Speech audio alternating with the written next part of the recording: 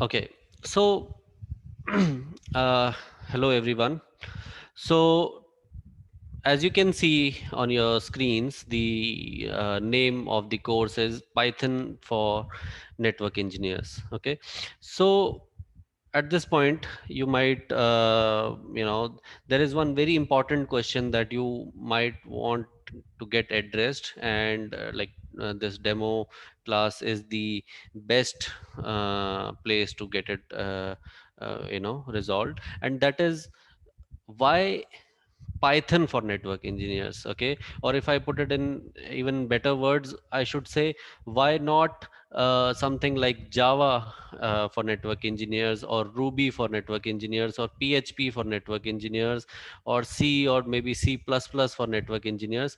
Why not all these languages for network engineers? Why only Python for network engineers? Okay, most of you might have this doubt, who are like new to this domain, and who want to be want to basically start their journey into the automation domain, and are primarily working as IT engineers or network engineers, and are looking forward to create some automation solutions within their workplace, or just for learning basis, maybe they want to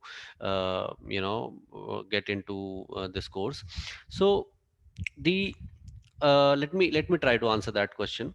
So the reason why Python has become like one of the most popular languages, specifically when we talk about network engineers and automation of networks. Okay, because the reason for the popularity of Python is that it has, like, the top reason I would say is the easy semantics. Okay, now you might be thinking, what is semantics? Okay, semantics is nothing but the way you write a particular language. Okay, in very simple words, it means that the way you write a particular language, the words that you use to write a particular language. Okay, so when it comes to Python, so it is one of those languages which has like the easiest of the semantics, or easiest of the words that are used to write the language. Besides, when it comes to programming language semantics, it is not just the words that we use, it is also the different characteristics, like where are we going to use brackets, where are we going to use curly brackets, where are we going to use square brackets, where we are going to put a space in between, where we are going to use tabs or maybe four spaces, and all those things also come as a become a part of semantics itself. Okay, when it comes to Python, or any other programming language. So you can say that the other word for semantics is syntax. Okay, so the syntax of the Python programming language is pretty easy. Okay, and that is not the direct reason for it to be the most popular language, let me tell you. Now, it is the indirect reason, I would say. Okay, uh, why is it the indirect reason? Because it had like very easy semantics, or you can say syntax, of writing the programming language. What happened over the period of the past decade, for which Python is existing in the world, what has happened is that people from all walks of life, or from different domains, what happened with them is that they they got themselves acquainted with this language. And since all these people belong to different domains, either of the IT, or in general from different walks of life, uh, what happened is they were very easily able to understand this language and learn this language because of its easy syntax. And what they did is they started doing development in their own domains. Okay, so let's say, if there are within the IT industry, if I give you some examples, like for example, if a person is from the data science domain, he might have been working with certain tools that are like created specifically for the data science domain. Let's say there are some GUI based tools. Then There might be people within the IT, like for example, there might be some system engineers, there might be some server admins, or some network admins that are there, and like all the different people that are involved within the IT industry, or other important electronics or electrical industry people who are there. They actually came in touch, certain people from all these industries or sub industries of the IT world came in touch with this language. They were able to understand this language, and they saw that if they learn this language, they can use it to maybe ease out some of their work from their own domains. Okay. And what happened due to that is they developed certain code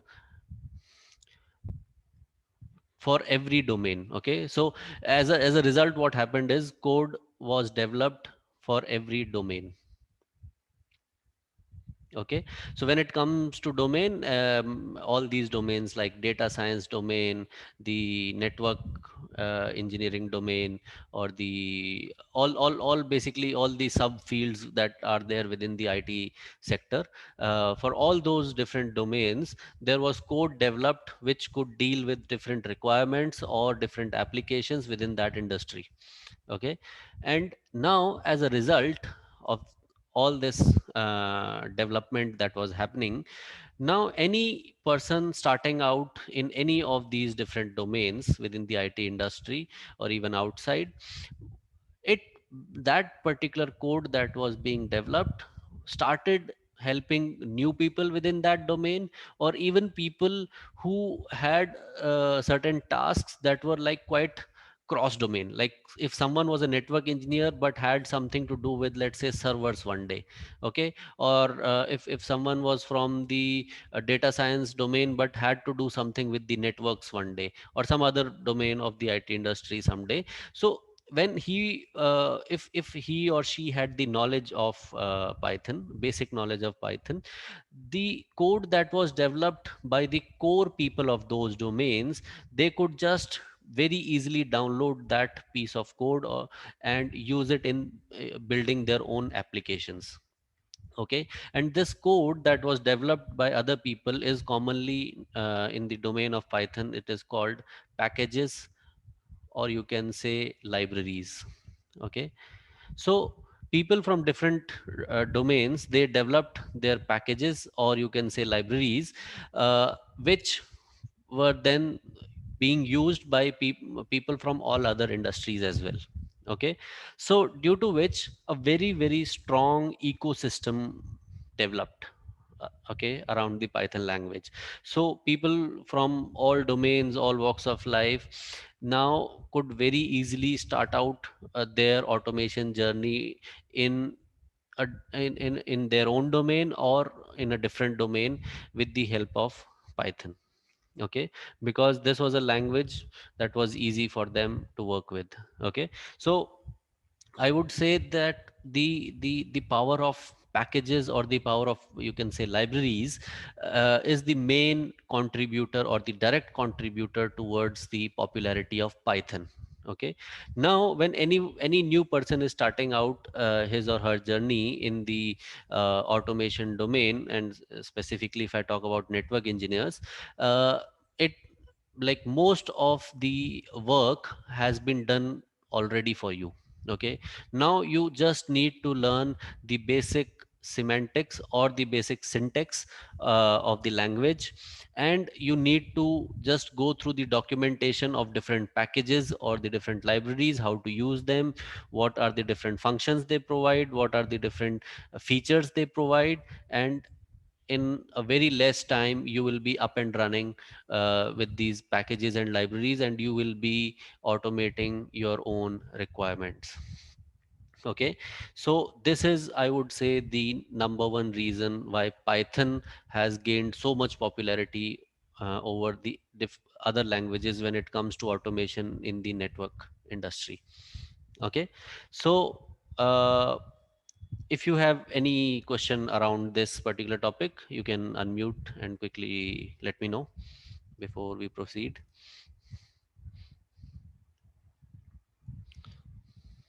मैं एक सवाल कर सकता हूँ? हम्म, या जी। या आपने बताया पाइथन के बारे में, दैट्स वेरी गुड। नेटवर्क के लिए पाइथन ही एक सूटेबल लैंग्वेज है, या मार्केट में ये फेमस है और अदर लैंग्वेजेस सूटेबल नहीं है? Yeah, so obviously you see, if you look at any language, आप कोई भी लैंग्वेज उठा के उसको जब यूज करने लगोगे ना, तो any language in its basic form is not directly usable for your particular task. Okay, so your task is like very unique, most of the time very unique to others task. Okay, some portions of your task might be similar to other people's tasks, but your complete requirement is almost like 99.9% different from other people's requirements. Okay, so when you will pick up any particular programming language, if that language has a support, let's say that you had a requirement where you had to get some data out of a router, okay, and maybe print it in a colorful format. Okay, now this particular task, this particular requirement has multiple subtasks in it. Okay, the like the first subtask could be accessing the device using maybe SSH or telnet. The second subtask could be storing the output. The third subtask could be printing it out on a particular terminal. The fourth subtask could be taking care of the colors and all those things. So if for this particular requirement, if you would pick Java, you are like left to like yourself. Okay, you have to build everything from scratch in Java or maybe Ruby or PHP. Okay, there are very few libraries or very few packages that have been developed uh, like for your particular requirement. Okay, but over the time in Python, what happened is there were a lot of people in different domains who had who felt very much importance of, let's say, printing data in colorful formats. Let's say there were some people who were very much concerned about accessing their devices using SSH.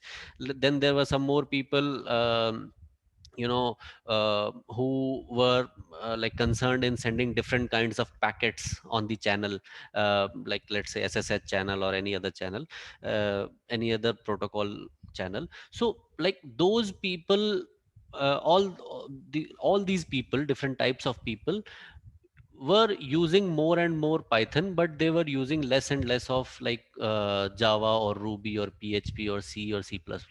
Okay, and the other reason is that every language that exists there had a basic idea for which it was developed. Okay, like if you look at Java or PHP, these were one of like two of these languages, like these two languages were developed primarily for web development. Okay, so you will find more libraries or more documentation or more help when you are using these libraries or you using these languages to develop something in the web development domain. Okay, but Python is like more of an all-rounder language.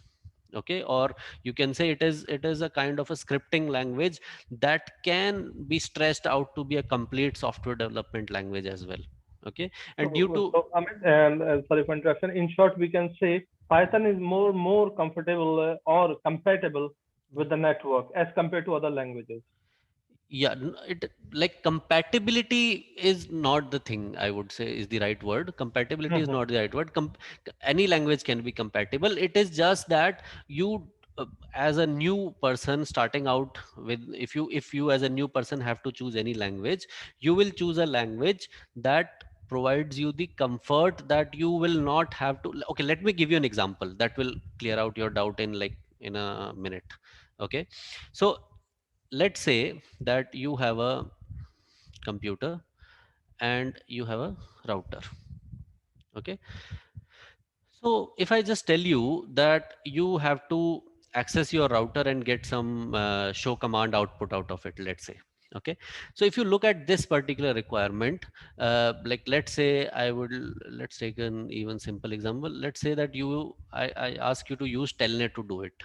Okay, and basically I want you to automate this task. So if you were to do it manually, you would use a program like putty, or maybe secure crt, or maybe a terraterm, or something like this. Okay, any of these softwares you will use to create a telnet session with the router. And basically these softwares in the background handle all the sub processes that are there. Like, what are the different sub processes? If you say you have to initiate a tcp session, right, to be able to do the telnet, you will have to send a SYN packet, you will receive a SYNAC packet, and then you will send another acknowledgement packet, the three-way handshake you will do. After that, you will, all the data, like the show command that you have, let's say you have the command of show version.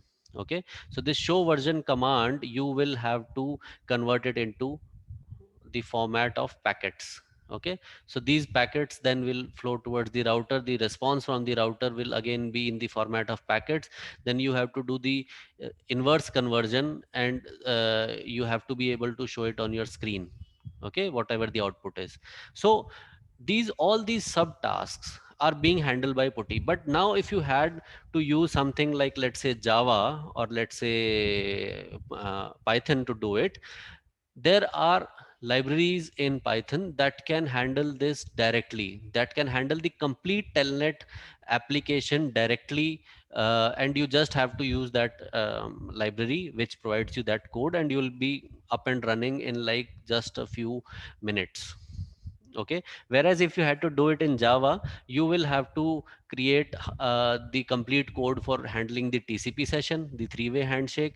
Then you will have to handle the conversion of your normal strings into packets, and then the inverse conversion of converting the data that is there in the packet format back to something that you can show on the screen. Okay, so you will have to handle all those subtasks in case of Java or something else. You got my point now? Why we need Python? Yeah, I got it now. Now Yeah, with this graphics, I can understand. Thank you. yeah, yeah. Anyone else? Any doubts? Hello, Yeah. sir. Sorry, sir. Quick question because I joined the class after 10 minutes. Hmm. So for this learning Python in networking, do we need any prerequisite in any of the programming language? No, no. Okay, thank Yeah. you. Uh, okay. Anyone else? But please be specific to our topic at hand. Sir ये Because, yeah. Sir एक question है sir Hmm. Sir ये Python जो sir हम study करेंगे इस course में तो Hmm. सर इसका मतलब हम जॉब के पर्सपेक्टिव से सर इसका बताएं हम कौन सी जगहों पे जाके सर जॉब को मतलब इस नॉलेज के बाद हम कौन सी जॉब्स को टारगेट कर Hmm. सकते हैं Hmm. ठीक है। अभी जो मैं क्वेश्चन अभी जो नेक्स्ट क्वेश्चन में उठाने वाला हूँ, मोस्ट प्रोबेबली उसके एंड में मैं आपको इन सब चीज़ों पे भी बात करेंगे हम। ठीक ओके है। जी thank you Okay, so let's proceed to the next question. If you have any more questions, you can ask after that one.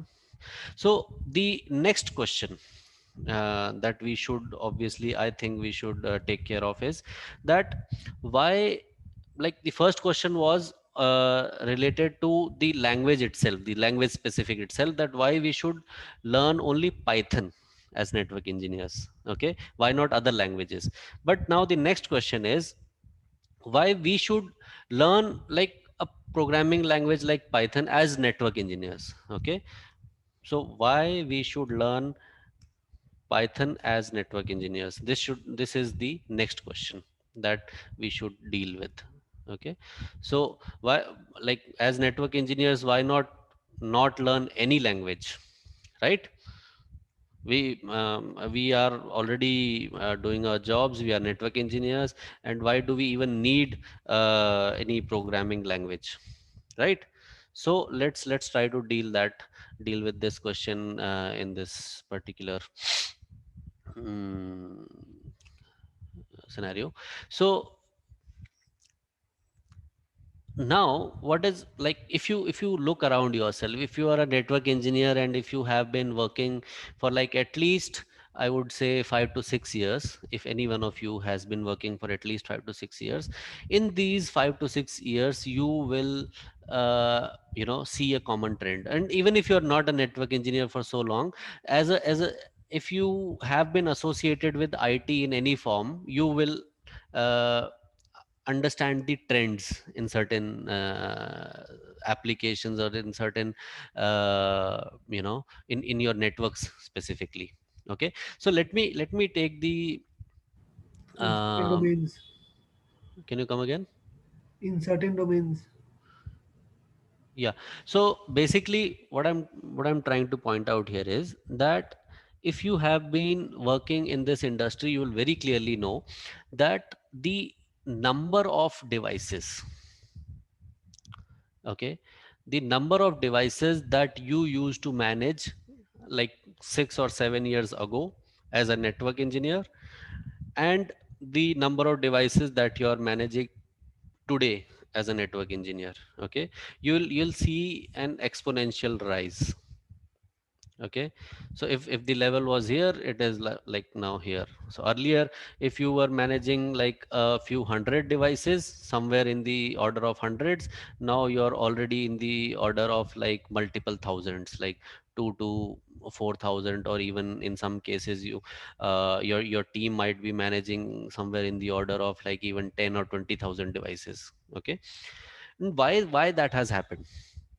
Okay, let's try to understand that why the number of devices are increasing at such a high pace nowadays. Okay, like let's take the example of a common application. Okay, everyone I think uses WhatsApp, right? Let's take the example of a common application that I think almost all of us use here, WhatsApp. So in WhatsApp, if you look at it, the very initial versions of WhatsApp that came out, what were the features that they supported, that the initial application supported? You could only send something like small text messages in a particular chat session. Okay, so these were only text messages in a particular chat session, right? This is like the initial the initial form of the WhatsApp application only supported this. Okay, then slowly they came out with something like emojis, right? Now every emoji can again be converted into some code in the text format, and therefore it is able to transmit emojis also at a very less bandwidth. But very very soon after that, they came up with the feature of sending pictures. Okay, you could send pictures in the same chat session where you were sending your text messages. Right now, if you just compare the amount of data that is being sent by people in text messages or emojis with just the pictures, okay, I would say that at least it would the same chat session that was on an average, it was taking like something a speed of like 1 or 2 kbps at the max. Now that same session in terms of bandwidth is straight away has gone into the range of like 10 or 20 kbps. Okay, like it's almost a tenfold rise in the amount of data traffic that has increased just by adding this one feature. Okay, and this is just the beginning. Now you can send audio messages, you can send video messages in the same chat session, you can even send money using WhatsApp, Video calls. you can do video calls. Okay, you can sorry, you can do video calls. Okay, or even you can say audio calls. So all these features are currently being supported in WhatsApp. So if you were sending a single picture, if you were in the range of 10 to 20 kbps, now with just adding audio and video, you are like gone into the range of 100 to 200 kbps for a particular single chat session. Like even if you are doing a video call, uh, I have seen it goes in the range of like 40 to 50 kbps for a single call at a time. So if you have multiple people in the same conference video call, you can just multiply it with that many numbers. Okay, the number of people who are on the call. So now if you look at the server side of WhatsApp, like the data center where the WhatsApp servers are stored, on that side if you look, the amount of data that these servers were handling, the amount of data the network that is directly connected to these servers was handling, uh, was very less. But now, uh, just to be able to support a feature like audio and video, at least on the data center side or the server side, they must have like installed like hundreds or even thousands of routers or network devices, because they must have had to like install a lot of servers that could handle the audio and video traffic and all the other traffic that comes associated with it. And for every like 5 or 10 servers, at least in a rack, if you can put like 5 or 10 servers in that same rack, you also have to put a switch on top. Okay, so that those 5 or 6 servers get connectivity. Okay, so like every rack that gets installed has like at least one switch in it. Okay, so you just imagine the number of devices that got added just in a network like WhatsApp. Now you take this example and extrapolate this example on like every company's network today, like whether you can pick any enterprise company, you can pick any product company or FMCG company, any kind of company. You just pick, and you can see that all of these companies have done away with like the PSTN or the normal telephone network phones, and all their data is like now flowing through routers and switches nowadays. So you just imagine the number of devices that have been there in your that have increased basically today, as compared to like 6 to 7 years or even like 10 years ago. Okay, so number one is that. Now number two is the criticality. So basically what you can say is all these types of data are being handled by different applications also, right? So now a company's business, a complete business of the company can be dependent on the fact that the network is working 100% of the time. If the network of the company goes down for like even a second or even a few seconds, you can just assume nowadays that what kind of losses those companies have to bear if any of their particular application or any or the complete network or a portion of the network goes down. You can in nowadays assume for all these multi-billion dollar companies what kind of losses they have to incur if the network goes down even for a few seconds. Okay, so number two reason is the criticality. Okay, now number three. Okay, what I would put at you know after criticality, the next thing would be obviously the human errors. So if it is critical, you know it can't face any problems due to natural reasons. Obviously it cannot obviously the same network cannot face problems occurring due to human errors, right? So that is something we are trying to avoid, obviously. Then the human effort, okay. So to understand the gravity of the situation here, the human effort part of it especially, if you look at it closely, now earlier if there was a company like Pepsi, or maybe a Coca-Cola, or maybe I'm just naming out a few commonly known companies. You can put any company that you have in your brain, any, especially the multinational companies or companies that are at least having outlets or offices within the country in different locations, or it is a company that has locations worldwide. Okay, so any company if you put in this, earlier like this same company like Pepsi had maybe in the whole world had only like 100 locations, and obviously the network itself and the applications related to the network were not that much mature. So they had like 100 locations, and they would have like 100 routers at these 100 locations, and that's it. Okay, but now if you look at any of these companies, they have like thousands of thousands, or even 100,000 locations throughout the world. Okay, and every single location that they have, on an average, you can say that if there are like 100,000 locations, you can say that at least they have like, I would say, 2.5 times the number of devices. Okay, so they would have at least 250,000 devices, network devices, I would say. That would be my guess.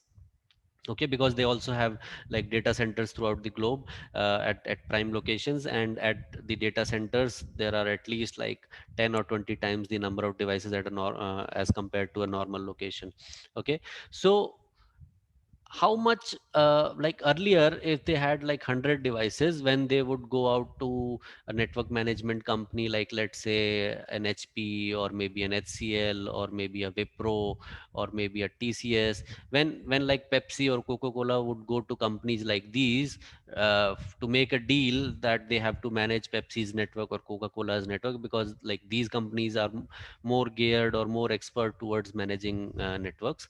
So these are like IT companies. So they would make a deal that like for every 10 devices we need, the network engineer team should have like one person for every 10 devices, because everything was manual. But now, do we like for like 100 devices, we would have like 10 people in the team who would be managing it.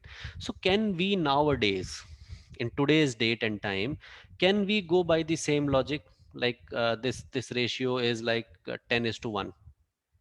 Okay, so if we go for 250,000 devices, if we go with the ratio of 10 is to 1, do we have a team of like 2,500 people?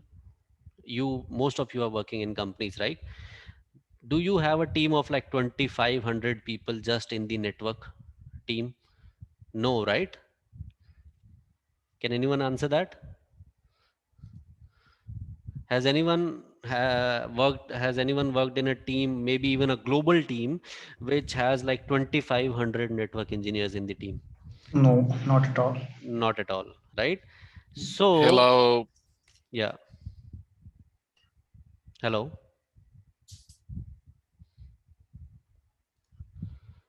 Okay, so you don't have like these many people in the team. So how are people still being able to manage such huge number of devices with like just 250 people, at the max, in a particular network team?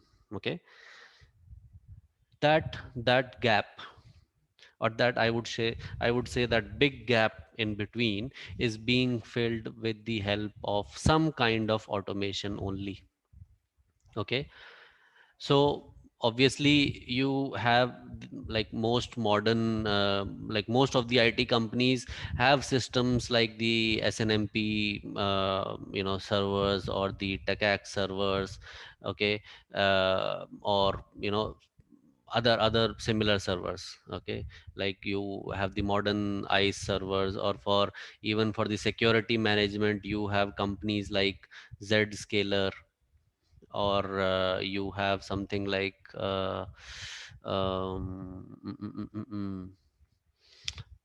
like there are a lot of companies, obviously, cloud security providers, which have taken away the load from the daily day-to-day tasks. Have been the load of the day-to-day tasks have has been shifted to these different either servers, or you can say different service providers, who are like specialized in a particular domain. But I would say that to some extent we can say that this is a part of automation only.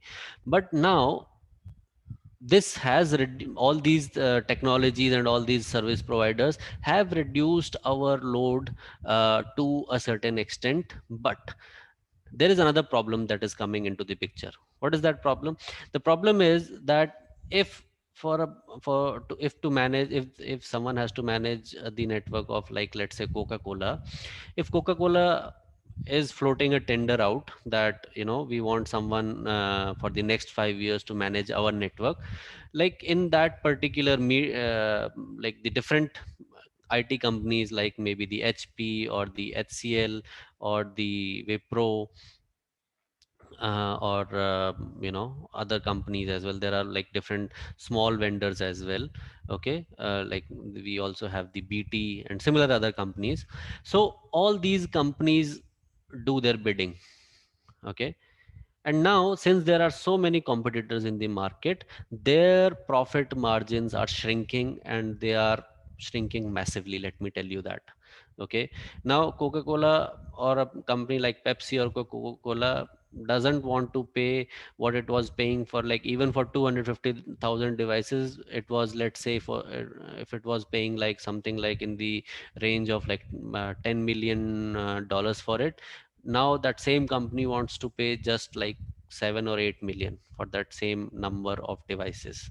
Okay, Coca-Cola wants to pay less, and these bidders, like they go very cut to cut, and even they want to like uh, pitch the lowest amount for that same contract. Okay, and therefore the great profit margins that these companies used to have reduced. Now in such a scenario where you have constricted or like very narrow profit margins, where you can't like lavishly hire uh, 1,000 people just to manage a particular project. What do you think in this scenario uh, is going to help out here? If I would put this $1 million question in front of you, what would be your answer to this? Automation. Definitely, we Reduce would the go for manpower. automation. Yeah. Yes, exactly. So that we can reduce the manpower, means number of Yes, engineers. yes. So, uh, automation is obviously the answer here. Okay. So, if you are not currently seeing a lot of positions coming out of companies like these, let me assure you that the existing positions that you're seeing out of these coming out of these companies, you will see that a new keyword keeps getting added. uh, you know Keywords, if you look at the job descriptions for even network engineers or server engineers or any kind of systems engineer, if you look at the job description coming for the different roles coming out of these companies, if you just look at them, they will mention words like automation knowledge preferred, Python knowledge preferred, scripting knowledge preferred. At this point of time, you are seeing these keywords. The preferred keyword is something that you will see very often. But let me assure you, in another 2 or 3 years, you're going to see uh, mandatory keyword there. Okay. this preferred this preferred keyword is going to change in from job roles coming in from every single company. You're going to see this preferred keyword in after the automation or the Python or the scripting keyword. Okay, you're going to see instead of preferred, you're going to see mandatory. Okay, but now if you look at this point, like obviously in any particular industry there are few companies that are very ahead of their time, and then there are few companies which follow the trend, right? So in this particular domain, if you look at companies like maybe Amazon, Netflix, Google. Okay, if you look at the job descriptions of the different positions, network positions coming out of these companies or similar other companies, you will see that they mandatorily require Python knowledge or scripting knowledge or automation knowledge of some sorts. Okay, but soon every single company on earth which has a network is going to demand scripting or Python knowledge. Okay, like when people like you and me, who are who are like the early or you can say the first 10 or 15% of the people who are learning languages like Python, when people like us are going to be the the people who take interviews, or the ones who are in the senior positions, I'm going to I can assure you that people are going to ask you questions very clearly about automation, scripting, and Python knowledge in your interviews. Okay.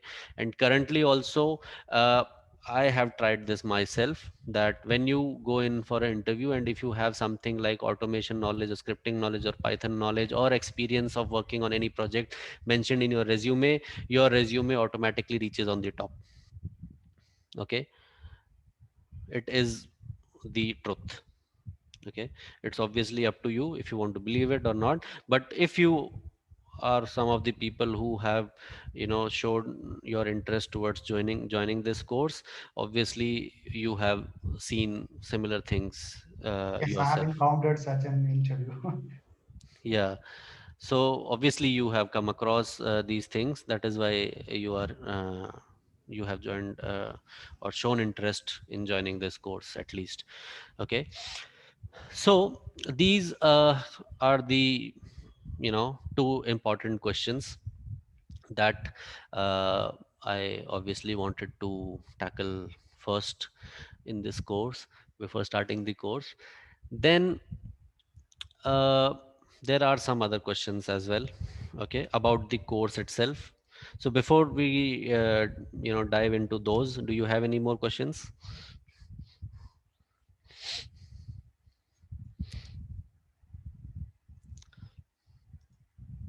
So what do you think? How does like network background Hmm. capabilities you should have to take part in the Python? Like whether you should be CCNP certified or having knowledge of CCI level? What do you think? Uh, no. For learning Python, obviously, you don't need knowledge up to the level of like CCI or anything like that. Okay. Obviously, if you are working in the network industry, you at least have the knowledge up to CCNA levels, right? Or Yeah. even if you're not working, if you've just done CCNA, you know enough about networks to Mhm. understand what is SSH, what is Telnet, what is API, and all those things. Even if you don't understand, obviously I'm here to clear your doubts. But the thing is that you understand the basics, you know how you use show commands to get information. If I would say that you have to automate that same task, because that same task has to be done on like, instead of doing it on like one or two devices, if it has to be done on like hundreds of devices, you understand that you need some kind of an automation solution, right? Yeah. So Mhm. that is where you Can know you show the example right now?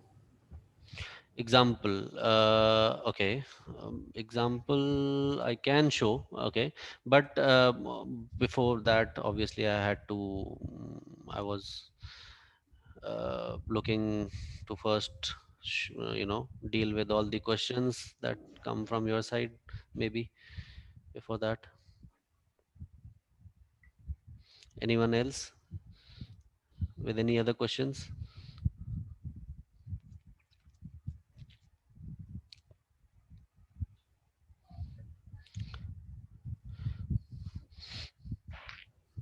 Okay.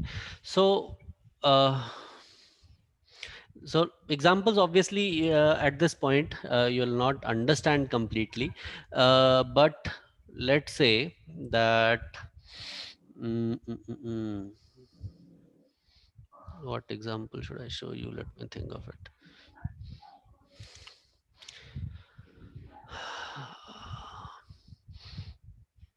Okay. So let's say that you had to, you know, take take the backup of running config. Okay. This is a library PyNTC which helps you out. Okay. This is a very specific library that does only few tasks. Okay. So you could very easily use something like this library to take a backup. Okay. So you would write the script as it is being shown on your screen, and if you have the access to your device, which I'll quickly check.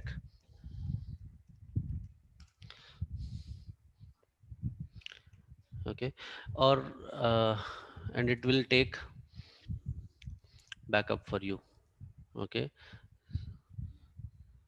so if you'll see, there is no file switch one at the top, and once this script runs successfully, you'll see a new file has popped up. Okay, and this file has the running config from the device. Okay, so this is like a very basic example. We can have something complex as well, like from a single device, if I had to collect many different data sets.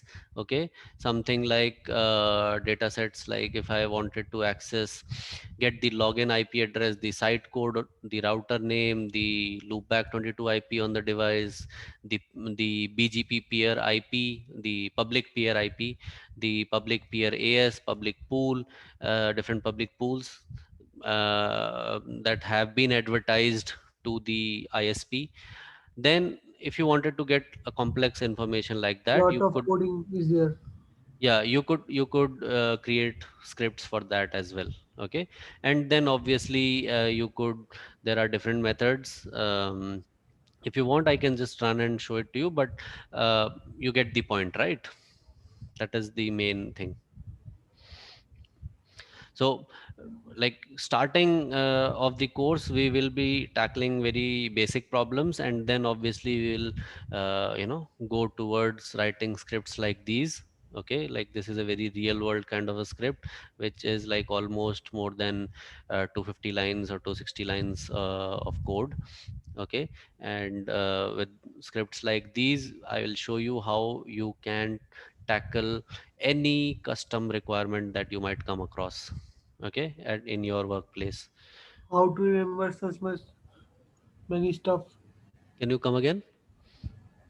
How to learn this all stuff? Like I'm teaching it, right? I did not get your question. Maybe you're trying to make some other point. As there is so much code. Yeah. So step by step, like over the period of like next 3 months, I'm going to teach you all these things. Okay, fine. So if you had to collect a very specific data that you are looking after, that you want, then you can build code for that, or you can build event based scripts that if a certain event happens, then your script should do all a certain set of things. Or if you want to extract data out of any text, then that also you can do.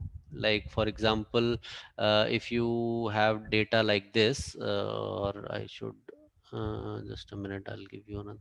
Like if you have a data which has all the syslog uh, files in it, or a syslog data coming out of a syslog server. If you want to extract different sections of this data, like which device, what is happening on which device, then obviously you could write code for that as well.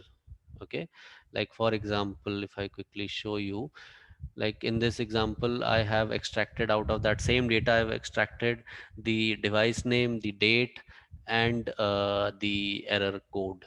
Okay, so if I run this particular these lines of code, I will be able to extract this data out of a normal text file like this, which has the syslog messages. Okay, so there are a lot of requirements that we have to deal with in our day-to-day life as a network engineer. So I'll try in the course to deal with all the different requirements, that or at least give you a brief idea about all the different requirements that you might have to come across. And Does company teach us all this stuff? can you come again? You can speak in Hindi also, I don't mind. क्या ये company भी हमें training में सिखाती है? Companies नहीं सिखाती है। अभी तक मैंने जितनी कंपनीज में काम किया है, मुझे तो नहीं सिखाया एटलीस्ट। ओके, ऑब्वियसली कुछ कंपनीज होंगी, there will be some companies who might be going through all this. Okay, might be teaching specific things, but I don't think companies do it. Okay. But I have seen these stuff, kind of stuffs are handled by mostly L3 or L4 level people. They So, are mhm. like No, doing the this is like what I'm going to teach you here is not, I'm not going to teach you the tasks. Okay, I'm not going to tell you that you are from this team, you have to learn only this much. You are from that team, you have to learn only this. I'm here to teach you the concepts. Okay, you for your whole life, you're not going to be a L1 person only, right? Or an L2 person only, right? You're Mhm. going to be obviously through, we wish best for everyone, but obviously you're going to be changing roles, you're going to be changing hierarchy Responsibility. and Mhm. everything, your responsibilities are going to change. So as a network engineer, the different kind of tasks that you might have to handle or deal with, I'm going to try to touch almost all of them, okay, in this Okay. course. Yeah. So like obviously let's you know work on other questions as well before we you know talk in detail about your questions. So there might be a few more questions that you might be having in your minds regarding the course itself. Okay, so one of the common questions that I get from the students is, what will you learn? Okay, so obviously you will be learning Python, okay, the basics of Python. But as we advance in the course, okay, the focus is going to shift towards Python for network engineers only. So as a network engineer, how you're going to use Python, okay, in your day-to-day tasks. So some of the examples I've already showed you, but obviously there are a lot more examples throughout the course. But you see, most of the people, even I've seen some of my colleagues who have been like studying Python, but what happens is they study Python, they learn the basics of Python, and then there is like most of the software engineers, because Python is a programming language and people use it to develop some kind of a software. So most of the software people are associated with Python, and those are the ones building courses. Okay, now what happens when network engineers try to learn Python using those courses is that they learn the basics, but they don't find a use for it directly in their in their day-to-day work, and therefore they lose the interest and they stop following it. Okay, so we are going to take care of that in this course. Okay, this course is going to be geared or designed specially for network engineers. Okay,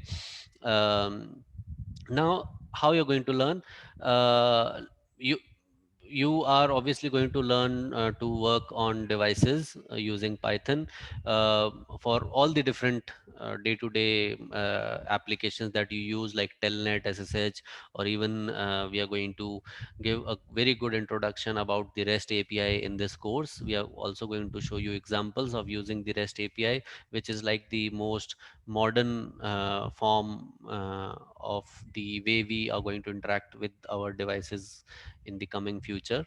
So we are going to work with that. Then basically, as a network engineer, what you're doing is that either you are going to retrieve some useful data out of your devices, or you're going to write configurations on your devices, right? So in both we are going to tackle both of these scenarios. Okay, then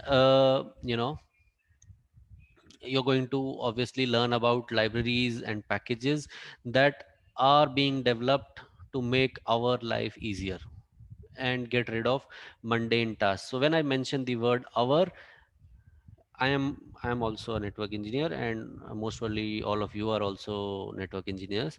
So there are certain packages and certain libraries that have been made specifically for network engineers, and we are going to learn about those libraries and packages. In general, if you learn Python from anyone in the market, they are going to talk about general things. Okay, they are not going to be specific about programming languages. Oh, sorry, specific about network engineer tasks. Okay, so the next question that you might have in your mind is how you will learn. Okay, so we will go from writing basic scripts to more real world and complex ones. Okay, so in the initial days, uh, like there is a section even before, like when you'll start writing basic scripts, there is a section even before that. That is, if you look at a if you look at any script, okay, if you want to read that script, there are different components in a script. Okay, there are different components within a script, and to be able to write or to be able to read a script, you need to have an understanding of all these individual components. Okay, so the first module that we have in the course is totally about understanding the different components that you have in a script. Okay, so once we have the understanding of all these different components or the subsections of your script, you can like understand a complete script as well. When you look at a complete script, you will start to understand what is happening in the script. Okay, then obviously initially obviously I'll be writing, but as I give you homeworks and so on, you will also start to write scripts on your own, and then we are going to work with homework भी different मिलता है क्या sir? can you come again? Sir homework भी मिलता है क्या? मैं समझा नहीं भाई. सर होमवर्क भी मिलता है? हाँ हाँ हाँ हाँ हाँ, होमवर्क भी मिलता है. ठीक है, होमवर्क इन द सेंस के भाई मैं आपको कुछ स्क्रिप्ट्स लिखने के बाद एक पूरी स्क्रिप्ट दे दूंगा लिखने के लिए. ठीक है ना, at least for the first module of the course, I'm not going to give you homework. Okay, the homework is going to be done in the class itself. Okay, for the first module. So I'm going to give you the the question after teaching a concept briefly.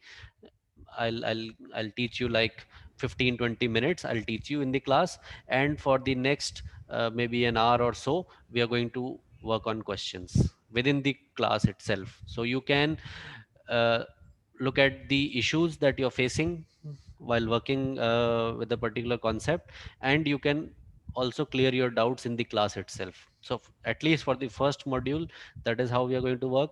Then moving on, as we start to write scripts and different work with different scenarios, I'm going to give you scenarios and scripts for homework. Okay, Can you show the syllabus? I will share all those things with you. Don't worry. Okay, I think if you will ask networkings, the admin team, they'll share it with you. Even the mail that you've got, I think it will be there. Okay, so for let me complete the topic. Please, just hold your questions for a little while, at least the basic questions. Okay, yes, I will share my scripts also, Shoshant. Okay,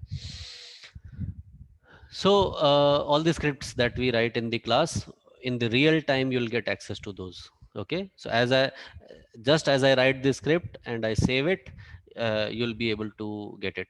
Okay, in the real time using Google Drive, you'll get access to all the scripts, so don't worry.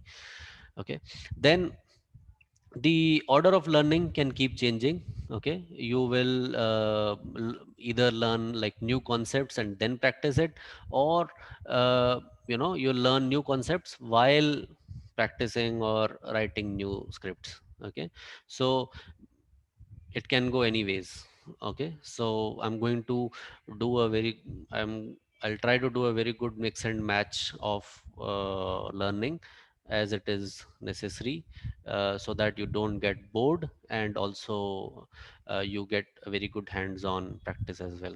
Okay, then the different tools that we are going to work with is obviously you can use GNS3 if you are familiar with that. The same topology, if you're using EVNG, you can build in that also. But starting from this batch itself, most probably we are going to provide you access to our own labs. Okay, uh, you know in the first module of the course, you're not going to need lab access. So within that time, like the first maybe 5 or 6 classes, within those 5 or 6 classes, I'll let you know if you have to build the topology on your own, or if we'll give you the lab access by then. Okay, if you have to build the topology, even if you work with the lab, I'll still give you videos and all the data and all the images and all the stuff that you will need to build your own topology. Okay, I'll provide you with all the information and all the softwares. Okay, then all the images that we are going to use, I'm going to provide you that also.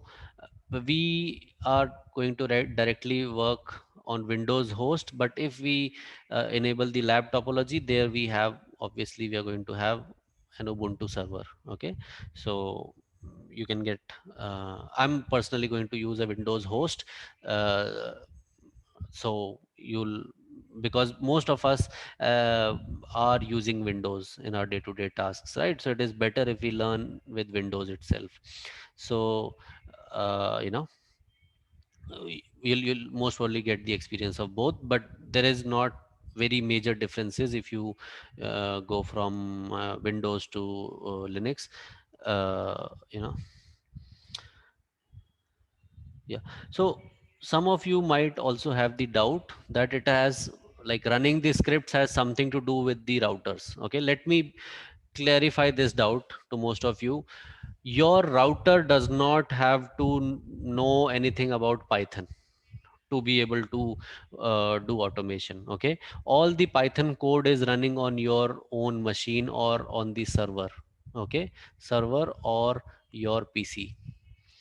For the router, it is same. The router feels that uh, the connection is coming from any normal PC. Okay, so this router does not have to have any knowledge of Python. Let me clarify that in your brains. Okay, so it is an old router or it is a new router, it does not have to know anything about Python. Okay, it is your system, or you can say the server on which you're working, that has to have the Python knowledge, that should be able to run Python code. Router will just be receiving any regular connection from your PC. Okay, if you make that connection using something like a putty or a secure CRT or a Python script, router has nothing to do with it. Okay, some of you were asking me those doubts. Okay, so that is how you will be learning. Okay, then another question that you might have in your minds, and that is how to get most out of the course. Okay, if you are doing this course, you know, I as a teacher would expect that you get every single bit of knowledge extracted out of the teaching that I do. So you know, the key to it is repetition, repetition, repetition. So repetition does not have to be like that lame task of going through that same video again. Okay, let me be very clear. Repetition not only means that, you know, whatever I have taught you in the class, you just have to go through that again and again. Obviously you should do that. Okay, if obviously you'll be getting the video lectures uploaded on the networking's application for the phone, as well as the online portal you can access through your laptop or PC. So the recording of the session will be on that. But I would say that repetition does not only have to be what I've taught in the class. You just go through that again and again. You are open to use any source of knowledge. If a particular topic has been taught by me, you can go through any blogs. You can, go through any form of knowledge you like. Okay, so maybe some other video or some other, online websites or blogs, anything. Okay, obviously in the initial days I would recommend, in at least until we are doing the first module of the course, I would recommend that you just whatever you learn in the class, you just go ahead and repeat it, repeat the video.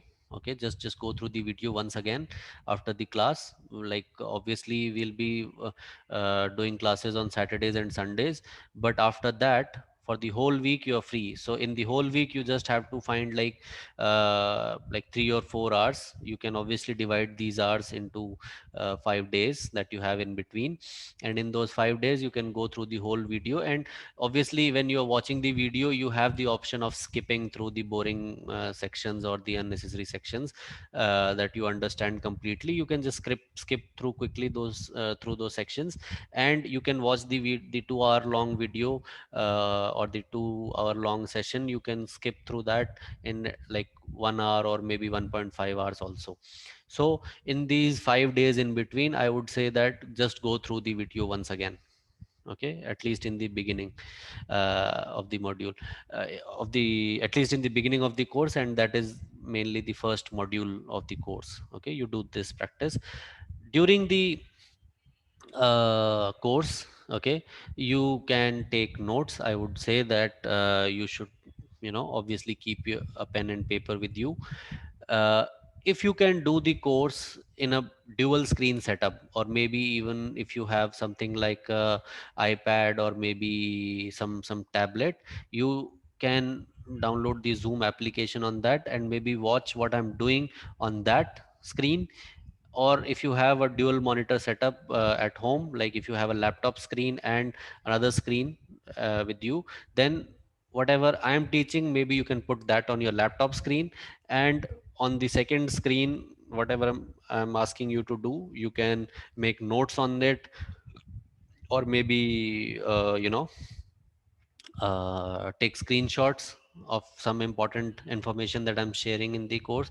If you can create a dual screen setup, it will be much more advantageous. But even if you can't, don't be depressed. It is still going to work well. Obviously you have the video, so while watching the video second time, that time also you can do the things that have been shown. Okay, so don't worry about that also. But I'm just saying that if you could do it, it will be Double time will be consumed. can you come again? Yeah, so basically what is going to happen is, if you are going to do something on the side related to the course itself, or what I'm teaching in the class, if you're going to do something related to that, you are going to keep yourself busy and much more interested, and you're going to understand the concepts very in a much more better way. So if you could take notes with a pen and paper, that is like the most prominent ways to help the human brain. Okay, then obviously get more and more familiar with the technologies that that you're studying about. You can read any kind of blogs or other stuff on the internet. Feel free to do that. So basically, let's say if I'm going to meet a new person, or maybe I'm going to get maybe maybe a new job or something like that, then obviously I get myself to get familiar with that particular company or that particular job, right? I get to know more and more about the culture of the company by reading through different websites and so on. So that is how we acquaint ourselves with anyone else, right? We spend more and more time either with them or for them. Okay, so that is what you have to do now with Python. Okay, so, and that is the secret of learning anything quickly, obviously. Okay, spend more time on it. As simple as it sounds, this is the trick. Okay, so I think most of the questions that you might have had in your mind have been answered. uh, you know the anything else, if you still feel you need to ask, please let me know.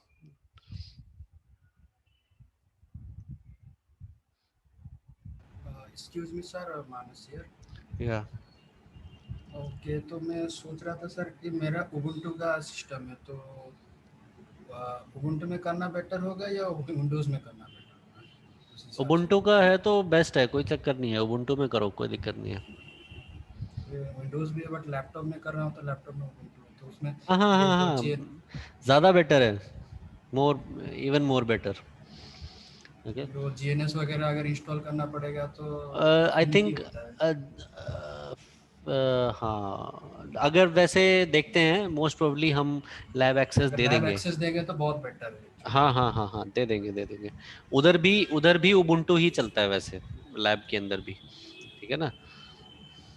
GNS और EVNG वो बड़ा finicky रहता है, कभी कभी support करता है, कभी करता नहीं है। हाँ हाँ, तो देख लो, ट्राई कर लो सेटअप करने का। नहीं होता है तो ऑब्वियसली लैब एक्सेस जहाँ तक है 99% इस बार आपको दे ही देंगे, ठीक है। ठीक है sir.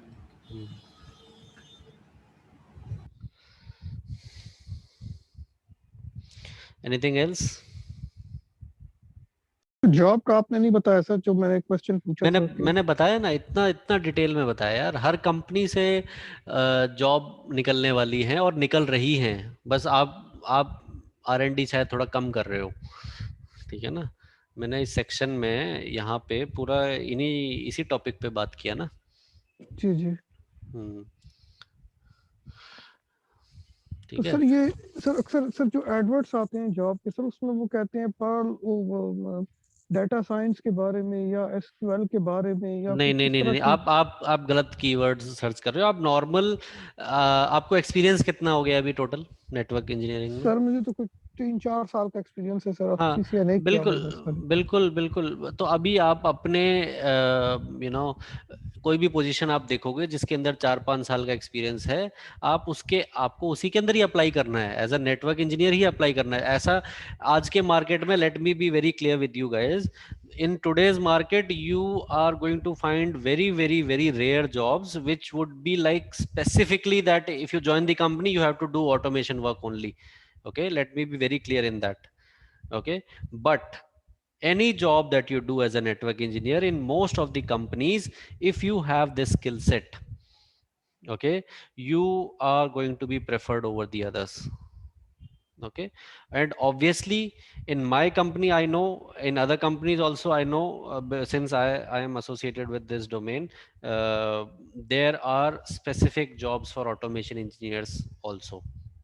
But what happens 99% of the time, what happens is that these jobs are filled up by internal engineers itself. Okay, so if in your company, if you don't mind telling me, can you tell me your company's name? जी sir. आप किस कंपनी में काम करते हो, if you don't mind telling me? Sir Virgin Media में sir. दोबारा बताना। वर्जन में sir. Virgin, Virgin Media. Virgin, the airlines Virgin, the same company, right? जी जी सर, जी सर। Virgin.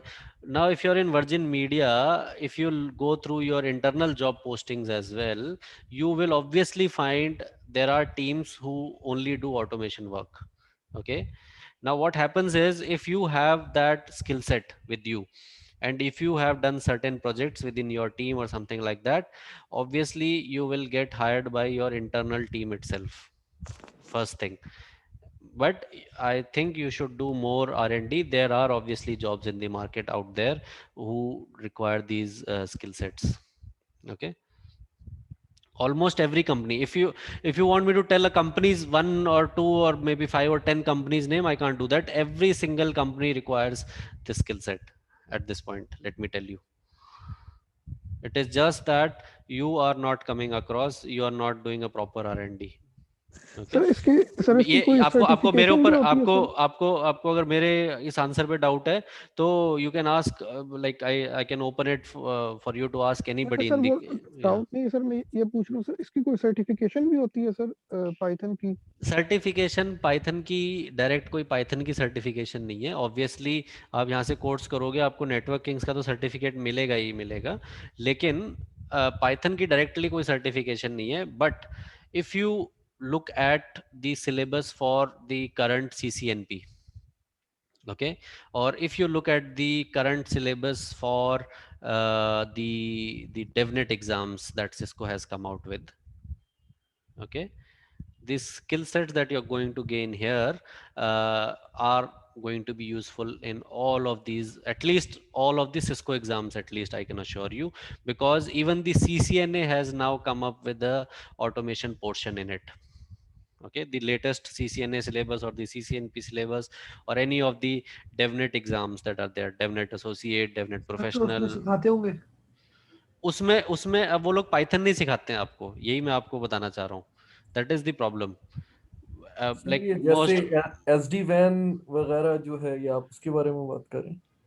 नहीं, नॉर्मल जो अपना CCNP का एग्जाम है, मैं सर आपको, उसमें CCI जैसे एंटरप्राइज है, मैं उसके बारे में बात कर रहा हूँ। उसमें जैसे SD वैन है और ये SD एक्सेस सॉल्यूशंस है, ये SD वैन यानी हाँ SDN। हाँ, ऑब्वियसली ये जितने भी जो नए सॉल्यूशन आ रहे हैं ना, इन इन सब का जो कंट्रोलर होता है, ठीक है ना, जैसे DNA is one of the controller for SD access, similarly SD वैन के लिए आपका वो होता है, क्या नाम है, वी मैनेज होता है। नहीं सर, तो वी मैन तीन कंट्रोलर्स यूज होते हैं उसमें, तीन तीन तीन यूज होते हैं। हाँ, मतलब मेन जो आपका वी मैनेज है, which you use to operate the whole network, तो ये जितने भी जो कंट्रोलर्स है ना, they have their own set of APIs, okay, right. which you can use with the knowledge of Python to get a lot of tasks done very quickly. I personally do automation related to SD-WAN and DNA, and I've also done projects related to your APIC controller, okay, that is used for this one, what you call तो जो जैसे हमारे पास एक एक environment में sir multi vendors हम use कर रहे होते हैं, तो सर उसमें अगर हम उसमें जहाँ पे हाँ, automation come. Python, if you have the proper knowledge of Python and if you have used Python to automate, let's say, a Cisco environment, you can very easily do it for Juniper or some other as well. Okay. Sir इसमें जैसे अगर हम एक तरह का sir हमारा vendor है, उसमें तो इजी होगा कि हमारे पास अगर 100 या 200 राउटर्स हैं, जितने भी हैं, यानी कि Mm-hmm. हमारे पास ब्रांचेस हैं जैसे। I'll teach you ways to, what, I'll let you know what are the changes that you have to do in your existing scripts to be able to make that script compatible for other vendors also. Okay. Yeah.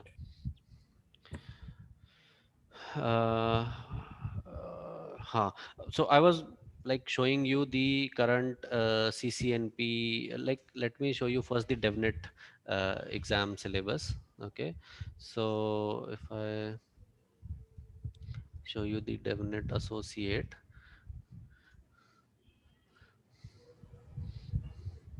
So if I view exam topic,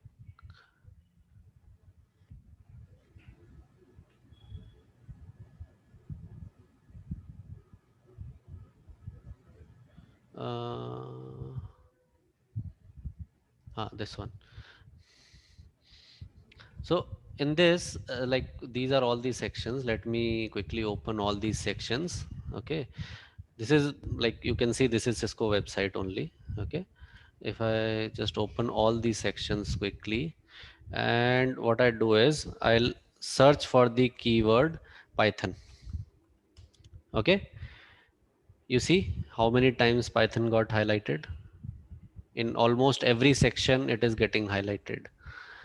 And it is getting highlighted for almost all of the different solutions or products that Cisco sells.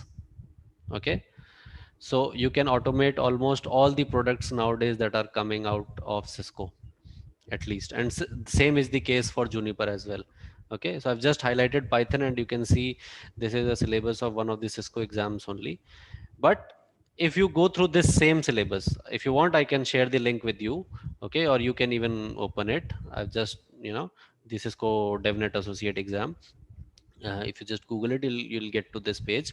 So nowhere in this complete course they will be talking about just Python specifically. Okay. But they are using Python to automate different things. Okay. So they are not going to teach you about Python, but they are going to ask you to use Python. Okay. So similarly, if I go to, like, maybe the CCNP exam, same case you'll find there also. Okay. Similar things you'll find in maybe the N. If I just open the basic NCore exam, even in the NCore exam, you see this portion, automation portion. Okay. Directly you'll not maybe find the, if I open the exam topics, within the automation portion, you will see similar keywords. Like in this one, you see Python, interpret basic Python components and scripts. And all these topics that you see after that also have something to do with Python only, in some way, in one way or the other, or at least you have to have automation knowledge to be able to study and understand all the topics that are given after this. Okay, so even in the CCNP exam syllabus, I have shown you the keyword Python. Okay, so just by looking at these syllabuses, you can get an idea that where the network industry is heading. Okay, so that is what I have to say. Anything else?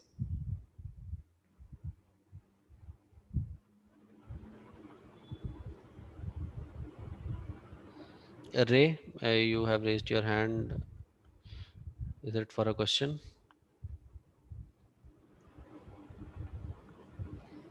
No, sorry, Amit. I left it No issues. raised. Thank you. Yeah. Anyone sir एक else? Question sir एक question और है sir sir इस course को करने के बाद sir कोई एडवांस कोर्स भी होगा जिसमें पाइथन में हम जाएंगे कि ये नहीं बस वन ऑफ होगा? This course, if I had to put it, give it some kind of a rating, this course is like basic to intermediate course. Okay, it will give you intermediate level knowledge of Python, which you can further build upon to do bigger things also, like develop your own even websites or something like that. But obviously, if there are enough people who are interested in doing the advanced course, I can also teach that. But mostly we have at times advertised the advanced course, but there aren't enough people who are interested in the advanced course. Okay, so even at this point, even you don't know how much advanced knowledge you need. Okay, so obviously you have to do the intermediate course to get the knowledge that or make the decision that you need an advanced course or not for your day-to-day task. Maybe your day-to-day tasks requirements will be most probably completed in this course itself. Okay, thank you. Yeah. I make quick questions from my side. Yeah. So what you said means you offer also the advanced course for Python. Yeah. Okay. Yes, because from my side, I would like to, once this is finished, I would like to take it, but we can talk later about it. Yeah, obviously. Thank you. Okay, then any last questions? If you have, then we can close this class.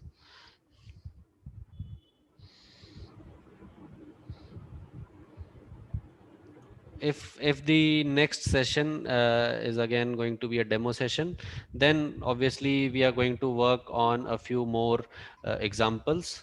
Okay, and you'll get a even better idea how you can use Python in your day-to-day work as a network engineer. So in the next class, obviously we'll be teaching that or letting you about the different scenarios that you might come across. Anything else?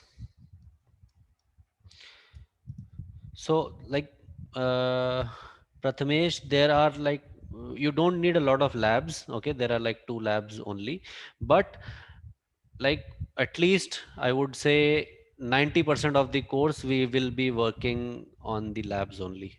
Okay, I think that answers your question. In 2 classes, 90% lab. Yeah, in 2 classes? No, not in 2 classes. In 2 labs.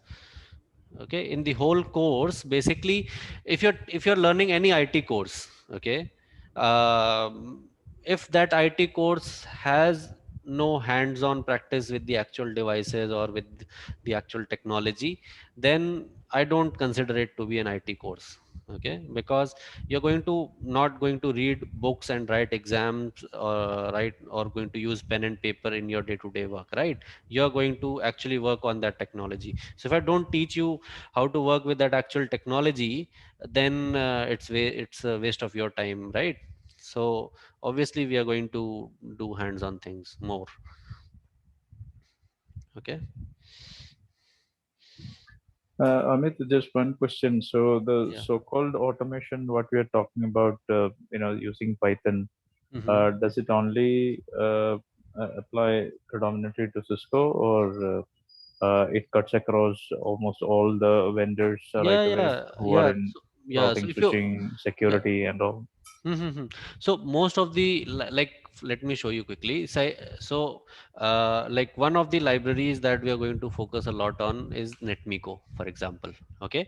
So if I quickly show you the code for NetMiko, I think I should open it on GitHub.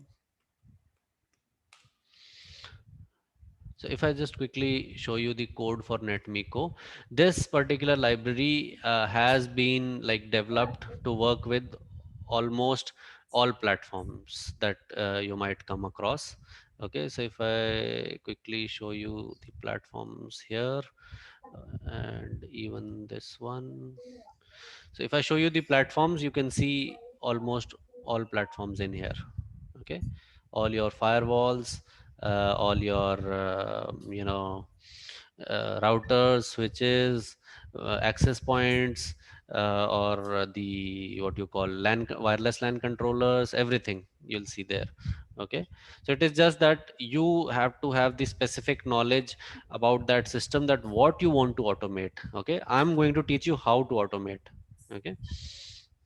Okay. So when we talk about automation, that could be, that could be a specific action triggered at, I think these are the on. companies' names that are written.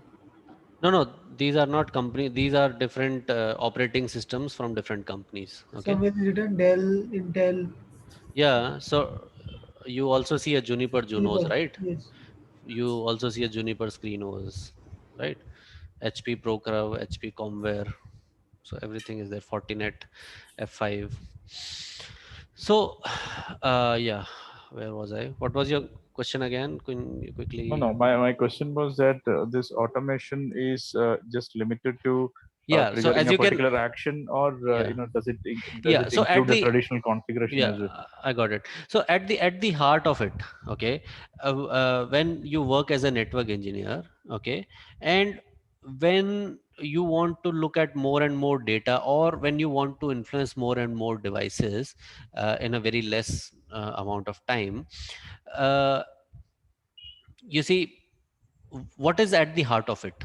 Either you're pulling data from the devices or from your network, or you are pushing some data into it to make certain requirements, right? So automation is like a tool in your hand that you have to use, which gives you the power of doing a lot of things in a very less time on a lot of devices. Okay. And the knowledge about the network, obviously that has its own place. What you want to do, where you want to do, when you want to do a particular task, that comes from your networking knowledge. But if you want to get it done, that comes from your automation knowledge. Okay. So The things that are written are in series. can you come again? कि sir ये जो नाम लिखे हुए series में आएंगे ये कैसे सीरीज में आएंगे मतलब? जैसे लिखे हुए एक सीरीज से नहीं है, सीरीज नहीं है। अब कहने का मतलब ये है कि ये जो लाइब्रेरी है, जो हम जिसके बारे में हम पढ़ेंगे, ये एक single library, this single library is able to work with these many number of operating systems, okay, from all the different companies. यानी कि आगे पीछे लिख सकते हैं। आगे पीछे लिखने का कोई मतलब नहीं है। आप एक पर्टिकुलर जिस डिवाइस के साथ काम करने वाले हो, जिस टाइप के डिवाइस के साथ काम करने वाले हो, आप उस हिसाब से यूज कर सकते हो। अच्छा। हाँ, कहने का मतलब ये। So is it limited only to the networking devices or security devices, or it can go beyond that, like into the end host like servers and storage and all Yeah, those? yeah. That is up to you. Yeah. Yes. Obviously, like you will not only get the knowledge of working with devices, okay? uh, Unknowingly you are also getting the knowledge of using Python also, okay? Now Python is a full blown language, okay? So any in any language, you will see that you can, it is agnostic to the different vendors or the different technologies, okay? If you want to develop a program that has to work with any particular type of device or maybe technology, most probably programming language can find some use there, okay? So if you have the knowledge of programming language, you can work in any domain. Okay. Okay, thank you. Yeah. So can I get a replay of this session Yeah, by I any think chance? yes, I think it will be most probably put on YouTube, and Okay. if you just go to Networking's channel, it is going to be there maybe by tomorrow or Okay. by What Monday. what would be the duration of this? How many Yeah, it sessions? is. Yeah, it is going to be like at least 3 months. Okay, so every weekend, that is Saturday and Sunday, for 3 months. With the timing? The timing will be this one only, 7 to 8:30. Okay. Okay, thank you. Yeah. So even I know obviously nobody can be like regular for 3 months every weekend. So there's nothing to worry about. There will be times when even I give you a leave, maybe on 1 or 2 weekends. But even if you miss a class, there is obviously the recording. You'll get it on the next day itself. The recording of the session that has been done today, you'll get it by tomorrow. So the whole week you have with you to revise it. Okay.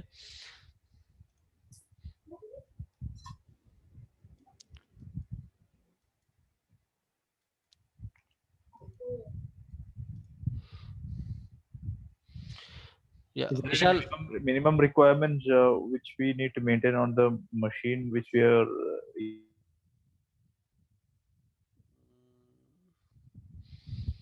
Yeah, minimum requirements, if you have, I'll clear that out very soon. Okay.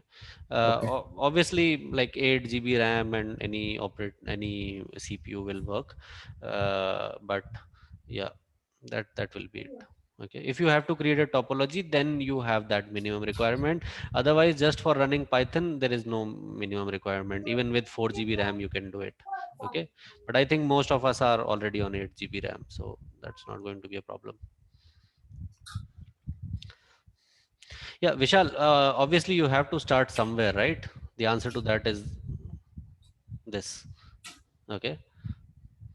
This will not work because that is required. Like A will not work because B is required, but you have to go to B by going through A only, right? Vishal, you get it? So that's the simple answer to this. You can't directly jump to C or D, or maybe you can't reach Z without going through A. So that's the simple answer to it. Okay. So if someone tells you that if you don't know B, you are of no use, okay? Or if you don't know C, you are of no use. And but obviously if you have to start from somewhere, you have to start from somewhere, right? That so that's it.